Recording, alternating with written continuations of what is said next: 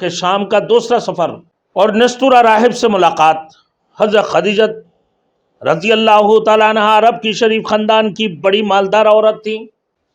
پھر میسرہ سے کہا کہ ان کی آنکھوں میں یہ سرخی ہے۔ میسرہ نے کہا جی ہاں، یہ سرخی آپ سے کبھی جدا نہیں ہوتی۔ راہب نے بولا ہوا وہوا نبی وہوا آخر الانبیاء، یہ وہی نبی ہے اور یہ آخری نبی ہے، یہ خاتم النبیین ہے۔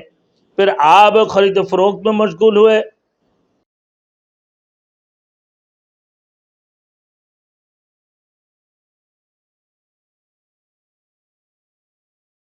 Thanks for watching. Don't forget to like, comment, share and subscribe to Maulana Habibullah Ruhani Official. ایک مرتبہ اسے واقعہ ہوا کہ شام کا دوسرا سفر اور نستورہ راہب سے ملاقات۔ حضرت خدیجہ رضی اللہ تعالیٰ عنہ عرب کی شریف خاندان کی بڑی مالدار عورت تھی۔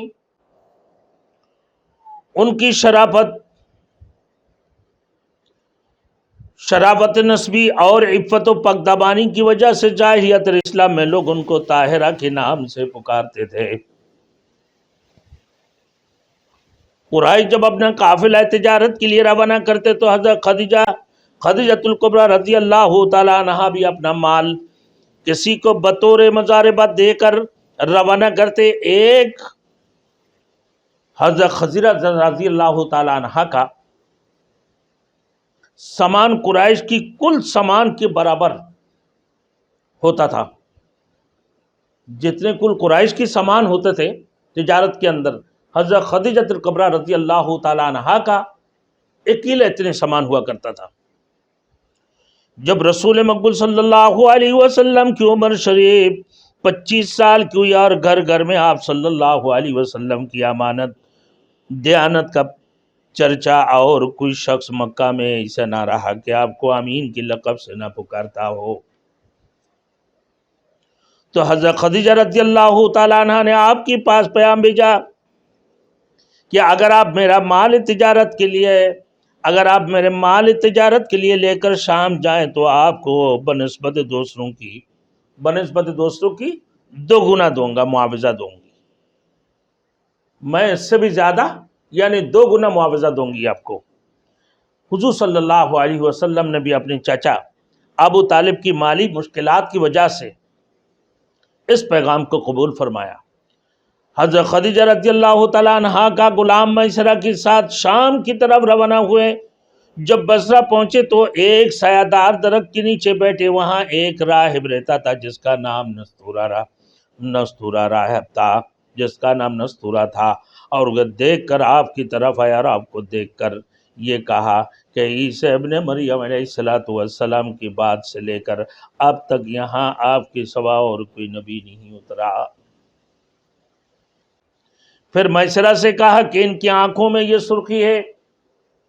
میسرہ نے کہا جی ہاں، یہ سرخی آپ سے کبھی جدا نہیں ہوتی۔ راہب نے بولا ہوا وہوا نبی وہوا آخر الانبیاء، یہ وہی نبی ہے اور یہ آخری نبی ہے، یہ خاتم النبیین ہے۔ پھر آپ خرید و فروخت میں مشغول ہوئے۔ اتنا عرصہ میں ایک بندے سے لڑائی، ایک شخص آپ صلی اللہ علیہ وسلم سے جھگڑنے لگے اور اس نے آپ سے یہ کہا کہ لات و عزا کی قسم کھائیے۔ اب آپ صلی اللہ علیہ وسلم نے فرمایا کہ میں نے کبھی لات اور عزا کی قسم نہیں کھائی، اور اتفاقاً جب کبھی میرا لات اور عزا پر گزر بھی ہوتا تو میں اعراض اور کنارہ کشی کے ساتھ وہاں سے گزر جاتا تھا۔ یہ سن کر اس شخص نے کہا بے شک بات تو آپ ہی کی ہے، یعنی آپ صادق اور سچے ہیں۔ پھر اس شخص نے یہ بھی کہا کہ واللہ یہ وہ شخص ہے جس کی شان اور صفت ہمارے علماء اپنے کتابوں میں لکھا ہوا پاتے ہیں۔ میسرہ کا یہ بیان ہے کہ جب دوپہر ہوئی اور گرمی کی شدت ہوتے تھے تو میں 2 فرشتوں کو دیکھتا کہ وہ آپ صلی اللہ علیہ وسلم پر سایہ کر رہے تھے۔ جب آپ صلی اللہ علیہ وسلم شام سے واپس ہوئے اور مکہ میں داخل ہوئے تو دوپہر کا وقت تھا اور 2 فرشتے آپ صلی اللہ علیہ وسلم پر سایہ کیے ہوئے تھے۔ حضرت خدیجہ رضی اللہ تعالیٰ عنہ نے جب بالا خانہ سے آپ صلی اللہ علیہ وسلم کے شان سے آتے دیکھا تو آس پاس کی تمام عورتوں کو بھی دکھلائے، تمام عورتیں تعجب کرنے لگی۔ بعد ازاں میسرہ نے سفر کی تمام حالت واقعات آپ نے مال تجارت حضرت خدیجہ رضی اللہ تعالیٰ عنہ کی سفرد کیا، سفرد کیا۔ اس مرتبہ آپ صلی اللہ علیہ وسلم کی برکت سے حضرت خدیجۃ الکبریٰ رضی اللہ تعالیٰ عنہ کا اس قدر نفع ہوا کہ اس سے بیشتر کبھی اتنا نفع نہ ہوا، سب سے زیادہ نفع ہوئے۔ حضرت خدیجہ رضی اللہ تعالیٰ عنہ نے جتنا معاوضہ آپ سے مقرر کیا اس سے بھی زیادہ دے دیا۔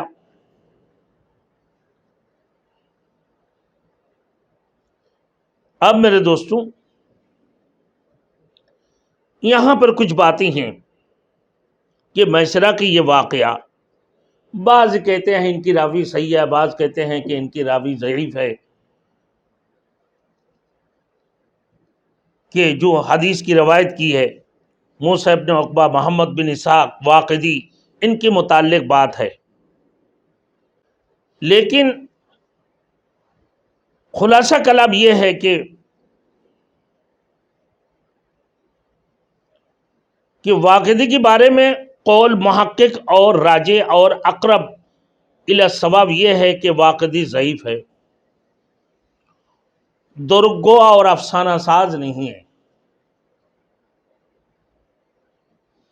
تو بعض وقت میں جب کوئی قوی حدیث ہوتی ہیں، حدیث نہیں ہوتی ہیں، تو بعض وقت ضعیف حدیث کو بھی لے لیا جاتا ہے۔ اس روایت سے یہ معلوم ہوتا ہے کہ کسی کے لیے بطور خرق عادت فرشتوں کو دیکھنا ممکن ہے، جیسا کہ واقعہ مذکورہ میں میسرہ نے فرشتوں کو سایہ کرتے ہوئے دیکھا۔ حضرت مریم علیہ السلام کا جبرائیل امین علیہ السلام اور دیگر ملائکہ کو دیکھنا، قرآن کریم میں حضرت ہاجرہ علیہ السلام کا فرشتہ کو دیکھنا،